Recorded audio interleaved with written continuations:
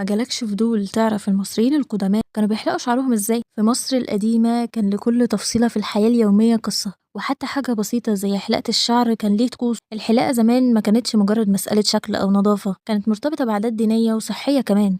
المصريين القدماء كانوا بيعتبروا الشعر مكان لتجمع الحشرات والأمراض، وبصراحة عندهم حق. عشان كده حلق الشعر كان جزء من أسلوب حياتهم. المصريين استخدموا شفرات مصنوعة من النحاس والبرونز، ومع إن الأدوات كانت بسيطة لكنهم كانوا شاطرين جدا في استخدامها. في رسومات على الجدران بتوضح كمان إنهم كانوا بيستخدموا القمشات عشان يحددوا شكل الشعر قبل الحلاقة. حلق الراس كان كمان رمز للنقاء في الطبقات الدينية.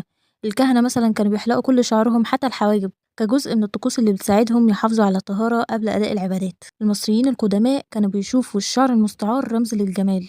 الرجالة والستات كانوا بيستخدموا باروكات مصنوعة من شعر طبيعي أو ألياف نباتية، ودي كانت بتديهم فرصة لتغيير مظهرهم حسب المناسبات. ومن هنا نقدر نقول إن الحلاقة عند المصريين القدماء ما كانتش مجرد روتين، دي كانت جزء من أسلوب حياة بيعبر عن نظرتهم للحياة والصحة والجمال.